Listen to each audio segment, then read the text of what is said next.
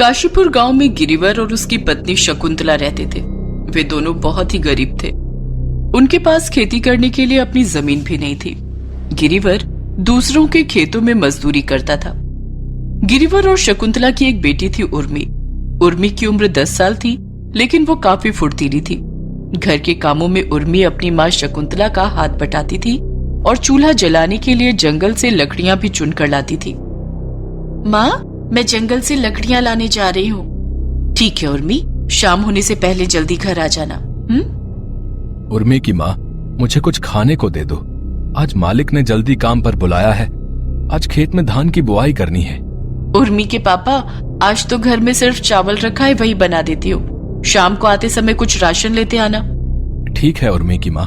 शकुंतला ने थोड़े से चावल पकाए और माड़ के साथ गिरिवर को खाने के लिए दे दिया। अरे उर्मी की माँ, तुमने सारे चावल मुझे दे दिए। तुम क्या खाओगी? मैं माड़ पी लूंगी। मुझे तो आज भूख भी नहीं है। आपको सारा दिन खेतों में काम करना है। आप भरपेट खाकर ही काम पर जाना। मैं सब समझता हूँ उर्मी की माँ, तुम चिंता मत करो। भगवान भोलेनाथ एक दिन हमारे सारे कष्ट दूर कर देंगे। गिरिवर माड़ और चावल खाकर काम पर चला गया। शकुंतला और गिरिवर की भगवान भोलेनाथ पर बहुत आस्था थी। उन्हें पूरा विश्वास था कि एक न एक दिन भगवान भोलेनाथ उन पर भी कृपा करेंगे और उनके गरीबी के दिन जरूर दूर हो जाएंगे।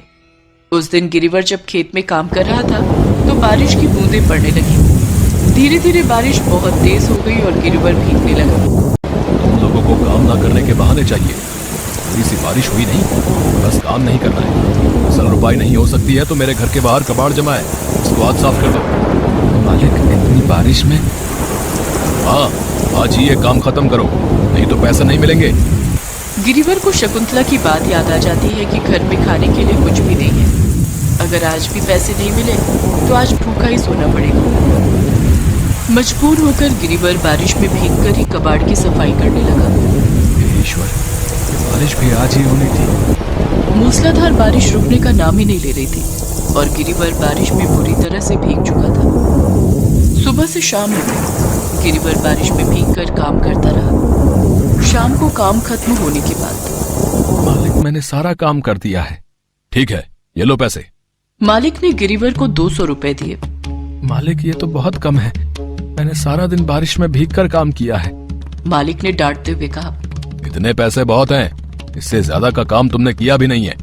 चुपचाप इतने पैसे ले लो, वरना ये भी नहीं दूंगा। गिरिवर चुपचाप पैसे लेकर राशन लेता हुआ घर आ गया। उर्मी की माँ, ये लो, मैं आटा और दाल ले आया हूँ। थोड़ी सी सब्जी भी लाया हूँ। आज सब्जी और रोटी बनाना। उर्मी के पापा, उर्मी को आज जंगल में सूखी लकड़ियां नहीं मिली। सारी लकड़ियां भीग गई थी। खाना कैसे बनाऊं? ओह, लगता है आज भी खाना नसीब नहीं होगा। माँ, बाबूजी, आप चिंता मत कीजिए। मैं पड़ोस की शुभना काकी से थोड़ी सी सूखी लकड़ियां मांग कर ले आई हूँ। मैं कल जंगल से सूखी लकड़ियां लाकर काकी को दे दूंगी। माँ, आप खाना बना दो। उर्मी की माँ, हमारी उर्मी कितनी समझदार है ना। हाँ उर्मी के पापा, भगवान ऐसी बेटी सबको दे। उर्मी की माँ, अब तुम जल्दी से खाना बना दो, बहुत भूख लग रही है। अभी बनाती हूँ। उस रात सबने पेट भरकर सब्जी और रोटी खाई, लेकिन बारिश में भीगने के कारण रात से ही गिरिवर की तबीयत बिगड़ने लगी। गिरिवर लगातार छींकने और खांसने लगता है और उसे बहुत तेज बुखार हो जाता है। किसी तरह से गिरिवर ने रात काटी। दूसरे दिन शकुंतला गिरिवर को एक डॉक्टर के पास ले जाती है, लेकिन डॉक्टर की दवाई से गिरिवर को आराम नहीं मिलता है। माँ, पापा का बुखार तो उतर गया है, लेकिन पापा की खांसी ठीक नहीं हो रही है। गिरिवर को सांस लेने में भी तकलीफ होने लगी।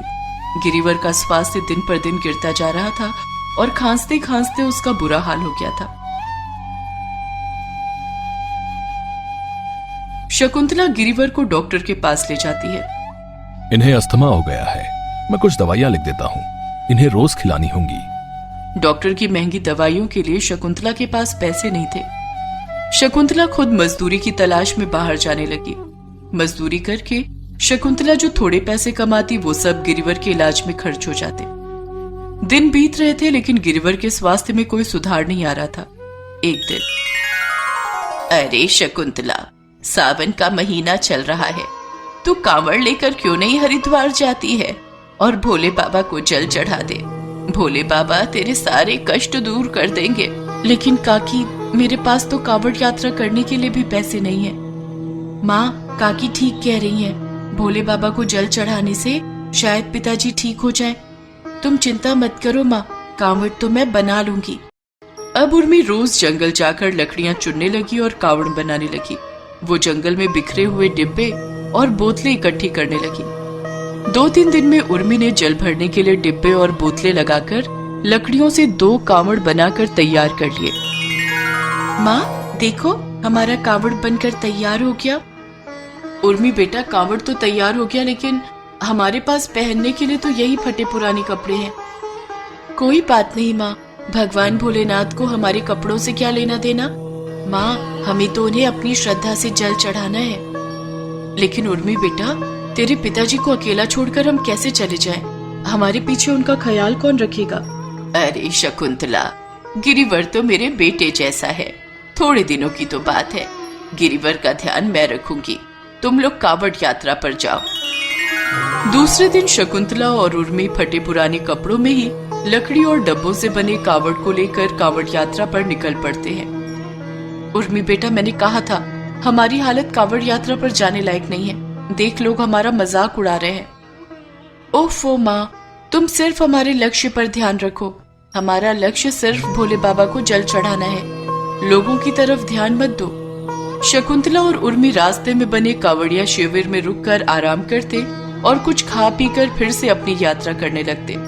2 दिन की यात्रा करके दोनों हरिद्वार पहुंचे और अपनी अपनी बोतलों में गंगा जल भर के उन्होंने भगवान भोलेनाथ को गंगा जल चढ़ाया और भगवान भोलेनाथ की पूजा अर्चना की। माँ, हमने भगवान भोलेनाथ को जल चढ़ाया है। भगवान भोलेनाथ बहुत दयालु हैं। वो अपने भक्तों को कभी निराश नहीं करते हैं। तुम देखना, अब पिताजी जल्दी ठीक हो जाएंगे। हाँ उर्मी बेटा, भगवान भोलेनाथ हमारी विनती जरूर सुनेंगे। जल चढ़ाकर उर्मी और शकुंतला वापस आने लगे। बीच रास्ते में जब वो जंगल से गुजर रहे थे, माँ, मेरे पैरों में बहुत दर्द हो रहा है और थकान भी हो रही है। बेटा, यहाँ पेड़ की छांव के नीचे आराम कर ले। ठीक है माँ। और दोनों माँ बेटी पेड़ के नीचे आराम करने लगते हैं। काफी थके होने के कारण दोनों को नींद आ जाती है। सपने में उर्मी को भगवान भोलेनाथ के दर्शन होते हैं। भोले बाबा आप, प्रणाम भोले बाबा। भोले बाबा, मेरे पापा को ठीक कर दीजिए। मेरे पापा बहुत दिन से बीमार हैं। उर्मी, मैं तुम्हारे और तुम्हारे माता पिता की भक्ति से बहुत प्रसन्न हूँ। जिस पेड़ के नीचे तुम सो रही हो, उस पेड़ के आसपास की मिट्टी हटाकर देखना। वहां मेरी मूर्ति रखी है। उस मूर्ति को अपने साथ ले जाओ और अपनी झोपड़ी में रख देना। इतना कहकर भगवान भोलेनाथ अंतर्ध्यान हो जाते हैं। भोले बाबा, भोले बाबा। उर्मी नींद में ही भगवान भोलेनाथ को पुकार रही थी। उर्मी की आवाज से शकुंतला की नींद खुल जाती है। वो उर्मी को जगाती है। उर्मी बेटा, क्या बात है? तूने कोई सपना देखा है क्या? हाँ माँ, मेरे सपने में खुद भोले बाबा आए थे। उर्मी ने शकुंतला को सपने वाली सारी बात बताई। फिर उर्मी और शकुंतला पेड़ के आसपास की मिट्टी हटाने लगी। थोड़ी मिट्टी खोदने के बाद उन्हें भगवान भोलेनाथ की छोटी सी मूर्ति दिखाई पड़ी। माँ देखो, भगवान भोलेनाथ की मूर्ति। मेरा सपना सच हो गया माँ। उर्मी और शकुंतला भगवान भोलेनाथ की मूर्ति को लेकर वापस अपने घर आ गए। उर्मी ने उस मूर्ति को अपनी झोपड़ी में रख दिया और दोनों रोज उस मूर्ति की पूजा करने लगे। मूर्ति के चमत्कार से धीरे धीरे गिरिवर बिना दवाइयों के ही ठीक होने लगा। शकुंतला को भी रोज मजदूरी मिलने लगी और अच्छे पैसे भी मिलने लगे। उर्मी की माँ, अब मेरी तबीयत ठीक हो गई है। अब तुम मजदूरी करने मत जाया करो। अब मैं मजदूरी करने जाऊंगा। ठीक है उर्मी के पापा, भगवान भोलेनाथ की कृपा से आप ठीक हो गए हैं। भोले बाबा की कृपा से आपको काम भी मिल जाएगा। दूसरे दिन गिरिवर काम की तलाश में बाहर जाता है तो गिरिवर को पता चलता है कि सरकार की तरफ से गांव में चीनी बनाने की नई फैक्ट्री लगाई गई है। गिरिवर वहां काम मांगने जाता है और उसे वहां काम मिल भी जाता है। तुम कल से काम पर आ जाना। हम लकड़ियों का सामान बनाने की फैक्ट्री भी जल्दी खोलेंगे। हमें वहां काम करने के लिए कारीगरों की जरूरत है। जी मालिक, मेरी पत्नी और बेटी बहुत अच्छे कारीगर हैं। मेरी बेटी ने तो अपने हाथों से लकड़ी का कावर बनाया था। अरे वाह, तुम उन दोनों को भी काम पर भेज देना। उर्मी के पापा, ये सब भगवान भोलेनाथ के आशीर्वाद से ही हो रहा है। गिरिवर, शकुंतला और उर्मी के गरीबी के दिन दूर हो गए थे। तीनों को अब काम मिल गया था और अच्छे पैसे भी मिलने लगे थे। तीनों रोज एक साथ भगवान भोलेनाथ की पूजा करते और भगवान भोलेनाथ का धन्यवाद करते। ओम नमः शिवाय, ओम नमः शिवाय, ओम नमः शिवाय, ओम नमः शिवाय। काशीपुर गांव में गिरिवर और उसकी पत्नी शकुंतला रहते थे। वे दोनों बहुत ही गरीब थे। उनके पास खेती करने के लिए अपनी जमीन भी नहीं थी। गिरिवर दूसरों के खेतों में मजदूरी करता था। गिरिवर और शकुंतला की एक बेटी थी, उर्मी। उर्मी की उम्र 10 साल थी, लेकिन वो काफी फुर्तीली थी। घर के कामों में उर्मी अपनी माँ शकुंतला का हाथ बटाती थी और चूल्हा जलाने के लिए जंगल से लकड़ियां भी चुनकर लाती थी। माँ, मैं जंगल से लकड़ियां लाने जा रही हूँ। ठीक है उर्मी, शाम होने से पहले जल्दी घर आ जाना। उर्मी की माँ, मुझे कुछ खाने को दे दो। आज मालिक ने जल्दी काम पर बुलाया है। आज खेत में धान की बुआई करनी है। उर्मी के पापा, आज तो घर में सिर्फ चावल रखा है, वही बना देती हूँ। शाम को आते समय कुछ राशन लेते आना। ठीक है उर्मी की माँ। शकुंतला ने थोड़े से चावल पकाए और माड़ के साथ गिरिवर को खाने के लिए दे दिया। अरे उर्मी की माँ, तुमने सारे चावल मुझे दे दिए। तुम क्या खाओगी? मैं माड़ पी लूंगी। मुझे तो आज भूख भी नहीं है। आपको सारा दिन खेतों में काम करना है। आप भरपेट खाकर ही काम पर जाना। मैं सब समझता हूँ उर्मी की माँ, तुम चिंता मत करो। भगवान भोलेनाथ एक दिन हमारे सारे कष्ट दूर कर देंगे। गिरिवर माड़ और चावल खाकर काम पर चला गया। शकुंतला और गिरिवर की भगवान भोलेनाथ पर बहुत आस्था थी। उन्हें पूरा विश्वास था कि एक न एक दिन भगवान भोलेनाथ उन पर भी कृपा करेंगे और उनके गरीबी के दिन जरूर दूर हो जाएंगे। उस दिन गिरिवर जब खेत में काम कर रहा था तो बारिश की बूंदें पड़ने लगी। धीरे धीरे बारिश बहुत तेज हो गई और गिरिवर भीगने लगा। तुम लोगों को काम ना करने के बहाने चाहिए। थोड़ी सी बारिश हुई नहीं, बस काम नहीं करना है। फसल रुपाई नहीं हो सकती है तो मेरे घर के बाहर कबाड़ जमा है, इसको आज साफ कर दो। मालिक, इतनी बारिश में? हाँ, आज ही ये काम खत्म करो, नहीं तो पैसे नहीं मिलेंगे। गिरिवर को शकुंतला की बात याद आ जाती है कि घर में खाने के लिए कुछ भी नहीं है। अगर आज भी पैसे नहीं मिले तो आज भूखा ही सोना पड़ेगा। मजबूर होकर गिरिवर बारिश में भीगकर ही कबाड़ की सफाई करने लगा।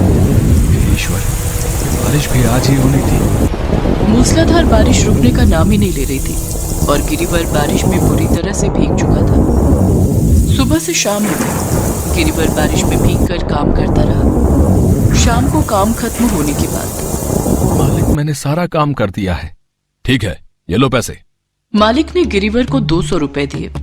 मालिक, ये तो बहुत कम है। मैंने सारा दिन बारिश में भीगकर काम किया है।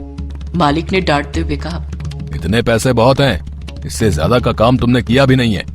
चुपचाप इतने पैसे ले लो, वरना ये भी नहीं दूंगा। गिरिवर चुपचाप पैसे लेकर राशन लेता हुआ घर आ गया। उर्मी की माँ, ये लो, मैं आटा और दाल ले आया हूँ। थोड़ी सी सब्जी भी लाया हूँ। आज सब्जी और रोटी बनाना। उर्मी के पापा, उर्मी को आज जंगल में सूखी लकड़ियां नहीं मिली। सारी लकड़ियां भीग गई थी। खाना कैसे बनाऊं? ओह, लगता है आज भी खाना नसीब नहीं होगा।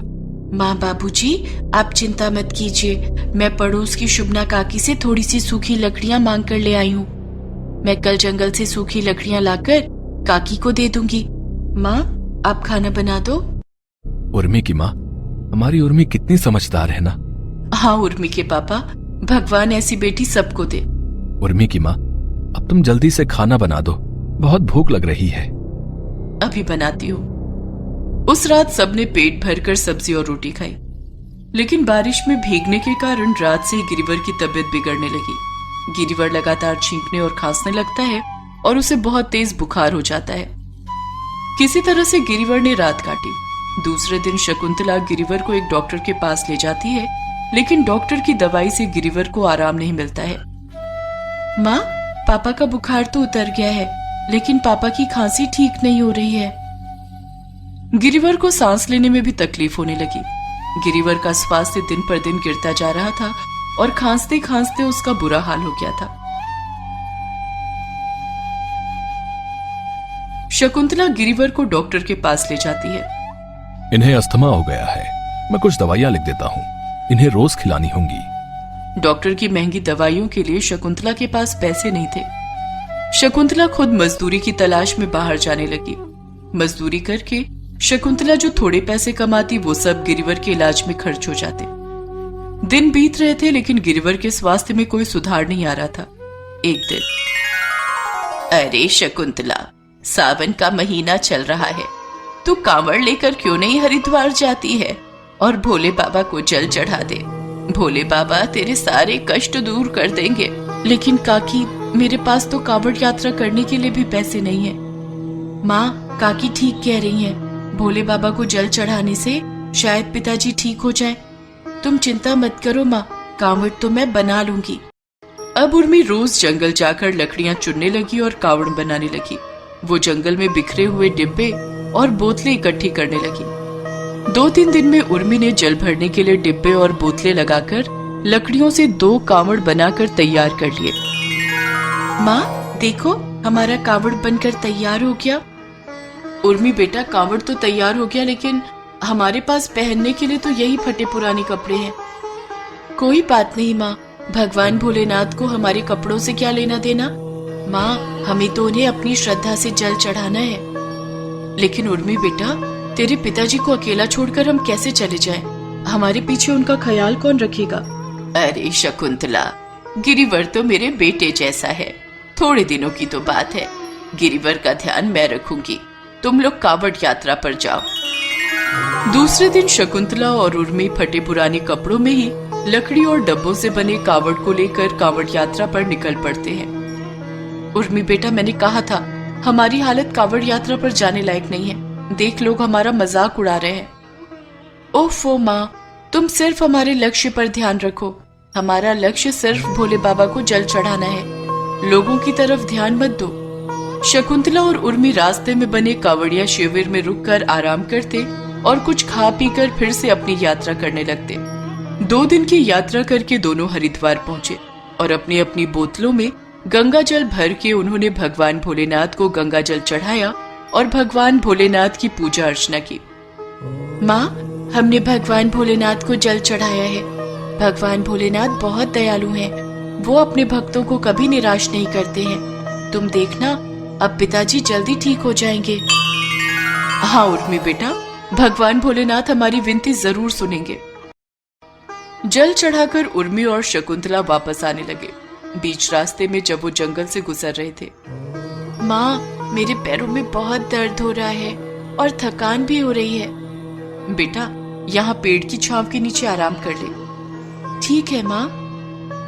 और दोनों माँ बेटी पेड़ के नीचे आराम करने लगते हैं। काफी थके होने के कारण दोनों को नींद आ जाती है। सपने में उर्मी को भगवान भोलेनाथ के दर्शन होते हैं। भोले बाबा आप, प्रणाम भोले बाबा। भोले बाबा, मेरे पापा को ठीक कर दीजिए, मेरे पापा बहुत दिन से बीमार हैं। उर्मी, मैं तुम्हारे और तुम्हारे माता पिता की भक्ति से बहुत प्रसन्न हूँ। जिस पेड़ के नीचे तुम सो रही हो, उस पेड़ के आसपास की मिट्टी हटाकर देखना, वहां मेरी मूर्ति रखी है। उस मूर्ति को अपने साथ ले जाओ और अपनी झोपड़ी में रख देना। इतना कहकर भगवान भोलेनाथ अंतर्ध्यान हो जाते हैं। भोले बाबा, भोले बाबा। उर्मी नींद में ही भगवान भोलेनाथ को पुकार रही थी।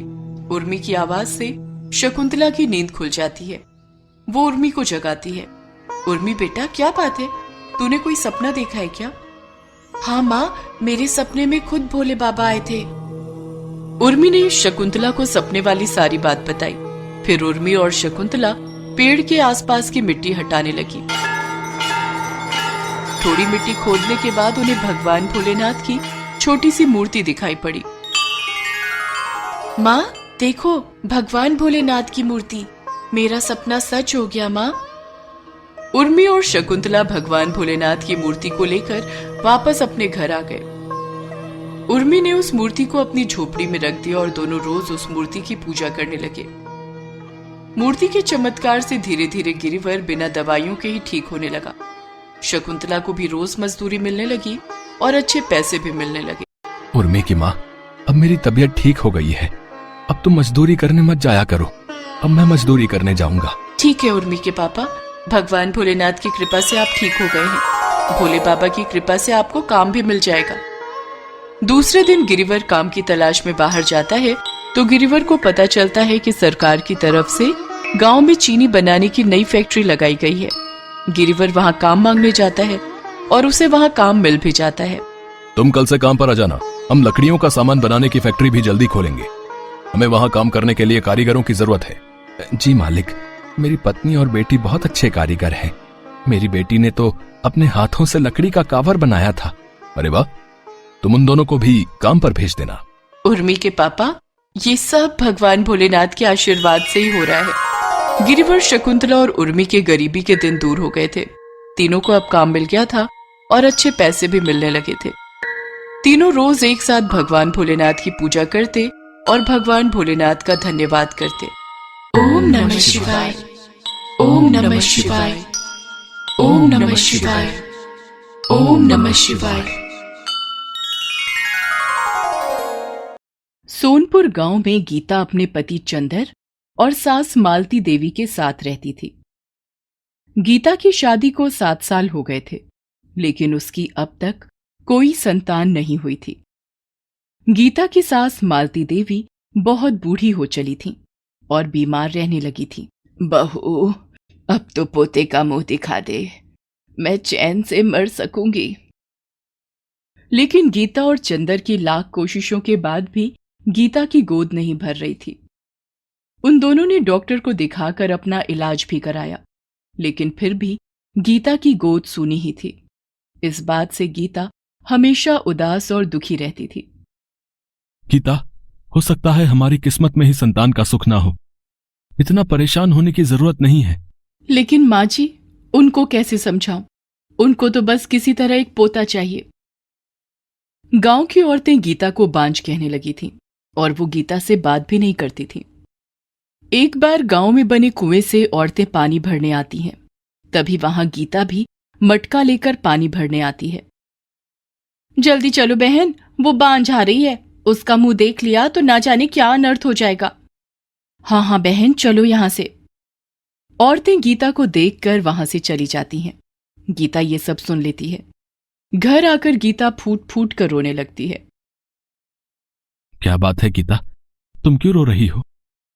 मैं बांझ हूं ना, मेरा मां ना बन पाना मेरे लिए अभिशाप बन गया है। गांव की औरतें मुझसे बात नहीं करती हैं और दूर से मुझे आता देखकर वहां से चली जाती हैं। उन्हें मेरी परछाई से भी डर लगता है, मुझे अपशकुनी कहती हैं। गीता का पति चंदर एक मजदूर था। वो गांव के मुखिया के खेत में मजदूरी किया करता था। गीता और चंदर भगवान भोलेनाथ के बहुत बड़े भक्त थे। वो दोनों रोज भगवान भोलेनाथ की पूजा किया करते थे। तुम चिंता मत करो, भगवान भोलेनाथ सब ठीक कर देंगे। भगवान भोलेनाथ सब कुछ ठीक करेंगे। अब मुझसे लोगों की बातें नहीं सुनी जाती। तभी गीता के मन में एक ख्याल आता है। सुनिए जी, सावन का महीना आ गया है, क्यों ना हम कांवड़ लेकर भगवान भोलेनाथ को जल चढ़ाने चलें?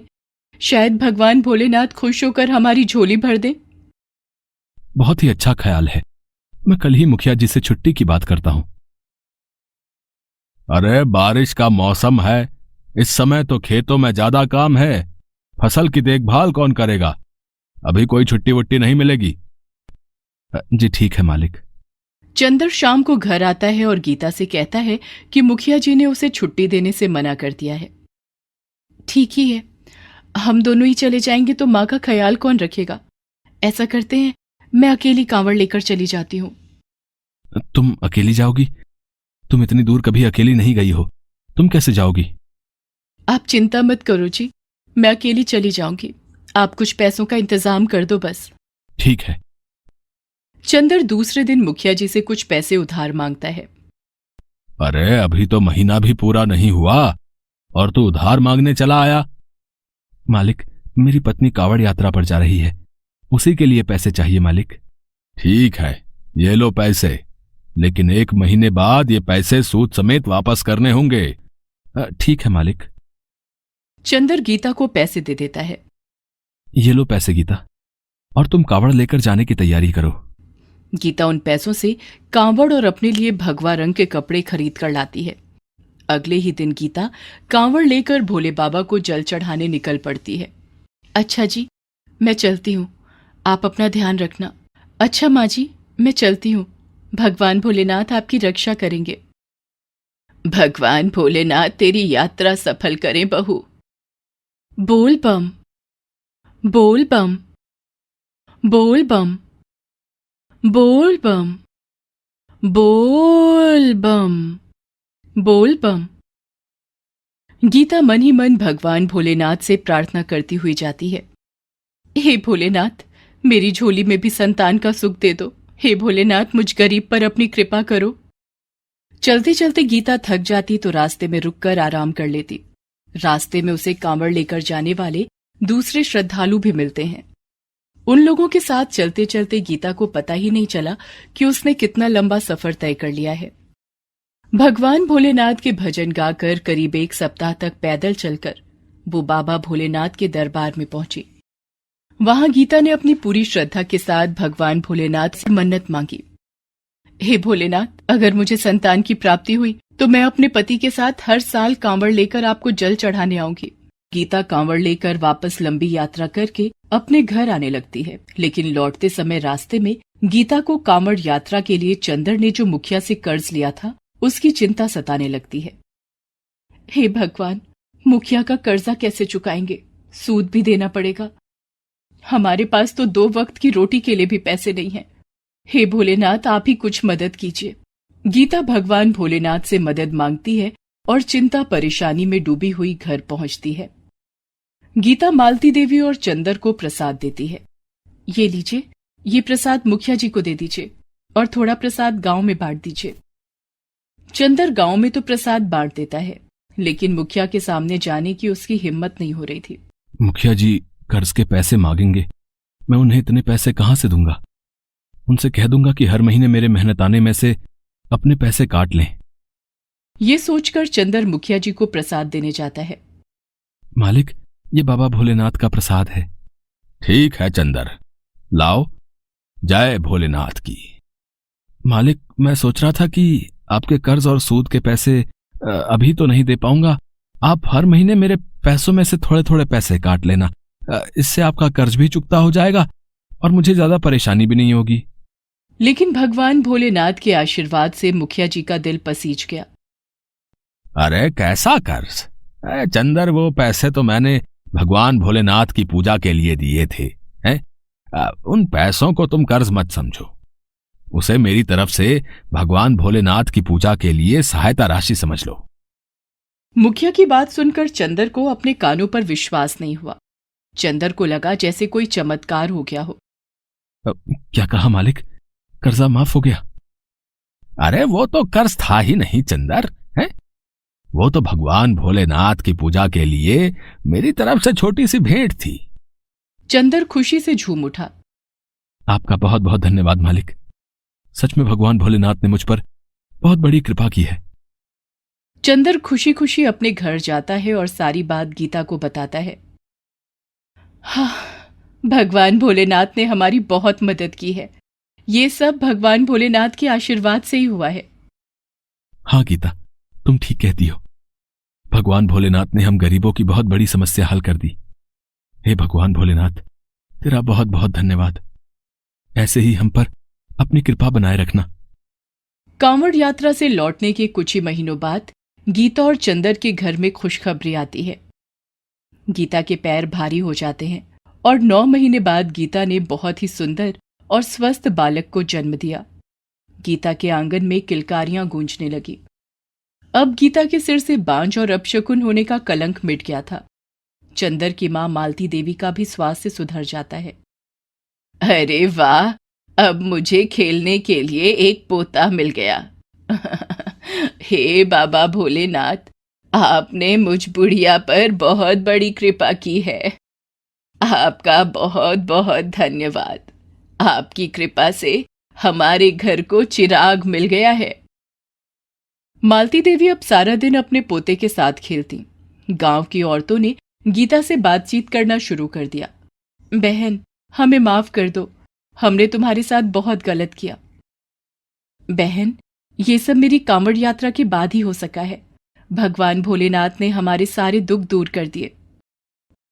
अब गीता हर साल अपने पति चंदर के साथ कांवड़ यात्रा पर जाती और दोनों पति पत्नी भगवान भोलेनाथ को जल चढ़ाते। बोल बम, बोल बम, बोल बम, बोल बम। जय बाबा भोलेनाथ की।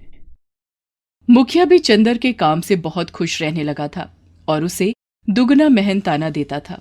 इस तरह भगवान भोलेनाथ की कांवड़ यात्रा करके उनका जलाभिषेक करने वाले दंपति गीता और चंदर खुशी खुशी अपने परिवार के साथ रहने लगे थे। भगवान भोलेनाथ की महिमा अपरंपार है। बोलो भगवान भोलेनाथ की जय। ऋषिपुर गांव में सिरजा और कमला दोनों पति पत्नी रहते थे। दोनों भगवान भोलेनाथ की दिन रात पूजा किया करते थे। कमला पूजा के लिए फूल और माला बेचती थी और सिरजा खेतों में मजदूरी का काम करता था। शादी के कई वर्षों के बाद कमला गर्भवती हुई थी। कमला, भगवान भोलेनाथ के आशीर्वाद से बरसों बाद हमारे घर में खुशियां आने वाली हैं।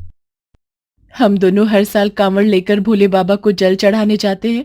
ये उसी का फल है।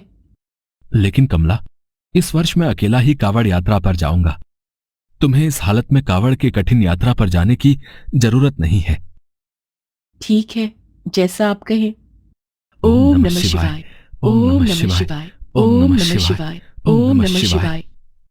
सिरजा बहुत बेसब्री से सावन के महीने का इंतजार कर रहा था। मैं इस बार दो कावड़ उठाऊंगा। कमला का कावड़ भी मैं दूसरे कंधे पर ले चलूंगा। सावन का महीना आने ही वाला था।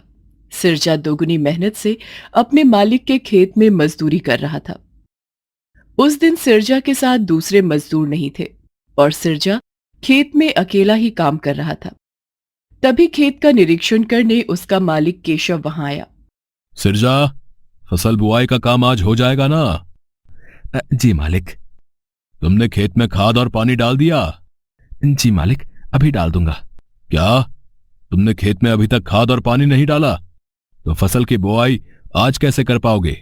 मालिक, आज मैं अकेला हूं ना, इसलिए थोड़ा वक्त लग रहा है, लेकिन मैं आज आपका सारा काम कर दूंगा। ठीक है, आज सारा काम हो जाना चाहिए। इतना कहकर सिरजा का मालिक केशव वहां से चला जाता है। उस दिन खेत में सारा दिन काम करके सिरजा को घर आने में बहुत देर हो गई थी। कमला खाना परोसने लगती है। सिरजा पहला निवाला खाने ही वाला था कि उसके दरवाजे पर पुलिस आ जाती है। क्या सिरजा का घर यही है? पुलिस को देखकर सिरजा और कमला दोनों बहुत घबरा जाते हैं। जी मालिक, घर तो यही है। सिरजा कौन है? मैं हूं मालिक। तुम्हें मेरे साथ थाने चलना होगा। लेकिन मैंने क्या किया है मालिक? तुम्हारे मालिक ने तुम्हारे खिलाफ चोरी की रिपोर्ट लिखवाई है। चोरी? लेकिन मैंने कोई चोरी नहीं की मालिक। जो कहना है थाने चलकर कहना। ये सब देखकर कमला फूट फूट कर रोने लगती है और भगवान भोलेनाथ से प्रार्थना करने लगती है। हे बाबा भोलेनाथ, मेरे पति की रक्षा करना। पुलिस सिरजा को लेकर थाने आती है तो वहां पर पहले से ही सिरजा का मालिक केशव बैठा हुआ था।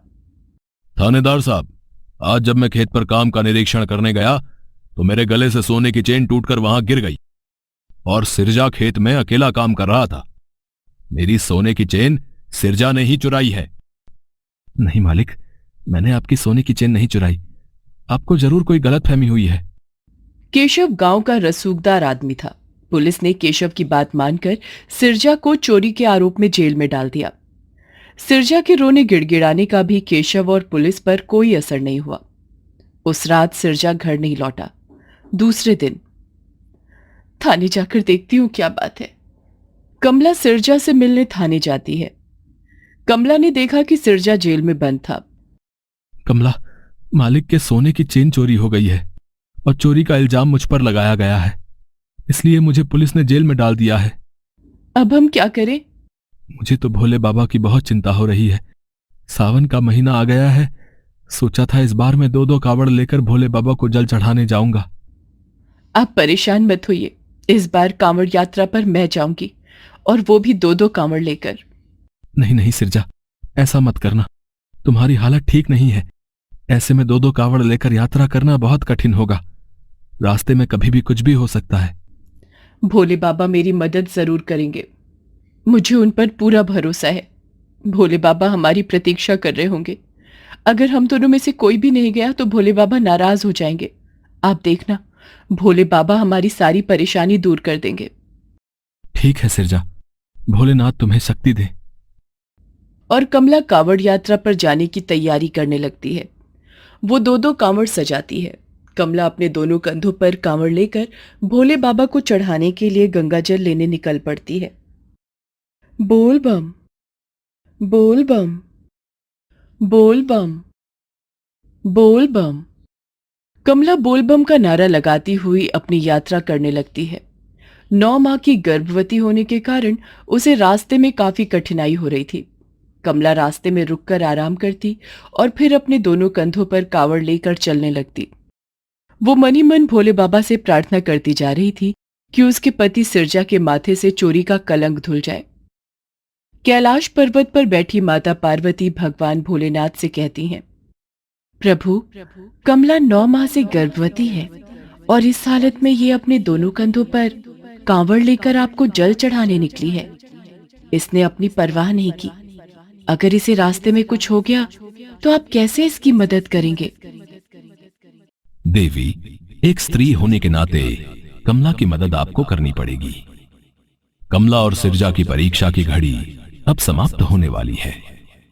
कमला अपने दोनों कंधों पर कांवड़ लिए मां गंगा का जल लेने पहुंची। तभी वहां मां पार्वती एक कांवड़िए का रूप लेकर पहुंची और वो भी गंगा जल भरने लगी। बोल बम, बोल बम, बोल बम, बोल बम। अरे बहन, तुम इस हालत में दो दो कांवड़ लेकर इस कठिन यात्रा पर क्यों निकली हो? अगर तुम्हें रास्ते में कोई परेशानी हुई तो तुम क्या करोगी? सब भोलेनाथ संभाल लेंगे। मुझे चिंता करने की क्या जरूरत है? भोलेनाथ के रहते मुझे कुछ नहीं होगा बहन। भोलेनाथ पर कमला का अटूट विश्वास देखकर माता पार्वती मन ही मन बहुत प्रसन्न हुई। ठीक है बहन, मैं तुम्हारी सहायता करने के लिए तुम्हारे साथ चलूंगी। ठीक है बहन, तुम्हारा बहुत बहुत धन्यवाद। और माता पार्वती कमला के साथ साथ कांवड़ लेकर चलने लगती हैं। कमला को उस हालत में दो दो कांवड़ लेकर यात्रा करते देख दूसरे कांवड़िए दांतों तले उंगली दबा लेते। 4 दिन की यात्रा करके कमला बाबा धाम पहुंच गई। वहां पहुंचकर उसने भोले बाबा को जल चढ़ाया। ओम नमः शिवाय, ओम नमः शिवाय, ओम नमः शिवाय, ओम नमः शिवाय। यहां कमला शिवलिंग पर जल चढ़ा रही थी। उधर कैलाश पर्वत पर बैठे भोले बाबा के सिर पर कमला का चढ़ाया हुआ जल गिर रहा था। इस अद्भुत दृश्य को देखकर माता पार्वती मंद मंद मुस्कुरा रही थी। कमला के साथ माता पार्वती ने भी शिवलिंग पर जल चढ़ाया। पूजा खत्म होने के बाद, बहन, मैं यहां से अकेली अपने घर चली जाऊंगी। नहीं नहीं बहन, मैं तुम्हारे साथ घर तक चलूंगी। मैं इस हालत में तुम्हें अकेला नहीं छोड़ सकती। कमला और माता पार्वती एक साथ अपना कांवड़ लेकर वापस लौटने लगती हैं। लेकिन रास्ते में ही कमला की तबीयत बिगड़ने लगती है। कमला सड़क के किनारे बैठ जाती है और दर्द से कराहने लगती है। आह आह। बहन, बहन, लगता है तुम्हारे प्रसव का समय आ गया है। थोड़ी दूर पर कांवड़ियों के विश्राम के लिए शिविर दिखाई दे रहा है। मैं तुम्हें वहां ले चलती हूं। माता पार्वती कमला को सहारा देकर विश्राम शिविर तक ले जाती हैं। कमला का दर्द बढ़ता ही जा रहा था। हे भोले बाबा, मेरी मदद करो। ऐसा लगता है मेरे प्राण यही निकल जाएंगे। आह आह। धीरज रखो बहन, सब ठीक हो जाएगा। और थोड़ी देर की प्रसव पीड़ा के बाद माता पार्वती की मदद से कमला एक सुंदर से बालक को जन्म देती है, जिसे देखकर कमला खुश हो जाती है। बहन, आज तुम मेरे साथ ना होती तो ना जाने मेरा क्या होता। मुझे तो तुम्हारे साथ होना ही था कमला। स्वयं भगवान भोलेनाथ ने जो आदेश दिया था। इतना कहकर माता पार्वती अपने असली रूप में कमला को दर्शन देती हैं। ये देखकर कमला माता पार्वती को हाथ जोड़कर प्रणाम करती है। माता, मैं कितनी धन्य हूं कि स्वयं माता पार्वती ने मेरे बच्चे को जन्म देते समय मेरी मदद की है। क्या भगवान भोलेनाथ मुझे दर्शन नहीं देंगे? कमला के इतना कहते ही भगवान भोलेनाथ वहां प्रकट हो जाते हैं। घर जाओ कमला, सिरजा तुम्हारा इंतजार कर रहा है। मेरा आशीर्वाद सदा तुम दोनों के साथ है।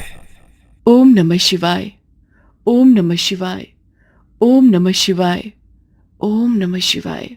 माता पार्वती और भगवान भोलेनाथ का आशीर्वाद लेकर कमला अपने बच्चे को लेकर घर वापस आ जाती है। घर पर सिराज उसका इंतजार कर रहा था। कमला ने उसे सारी बात बताई कि किस तरह माता पार्वती ने स्वयं उसकी कितनी मदद की और भगवान भोलेनाथ और माता पार्वती ने उसे साक्षात दर्शन दिए। देखा, भगवान भोलेनाथ और माता पार्वती की कृपा से आप जेल से छूट गए और हमारे बेटे ने सुरक्षित जन्म भी ले लिया। हाँ कमला, तुम्हारे जाने के बाद मालिक की सोने की चेन उन्हें उनके घर में ही मिल गई और उन्होंने मुझे जेल से छुड़वा दिया। मालिक बहुत दुखी थे। उन्होंने मुझसे माफी मांगी और इनाम के तौर पर मुझे अपनी खेत का छोटा सा हिस्सा दे दिया। अब हम अपनी खेत में बुआई करेंगे। अब मुझे किसी दूसरे के खेत में मजदूरी करने की जरूरत नहीं है। ये सब भोले बाबा की कृपा से ही हुआ है। तुम बिल्कुल ठीक कह रही हो कमला। हमारा बेटा भगवान भोलेनाथ का दिया हुआ वरदान है। कमला और सिराज अपने बच्चे को गले से लगा लेते हैं और भगवान भोलेनाथ और माता पार्वती की आराधना करने लगते हैं।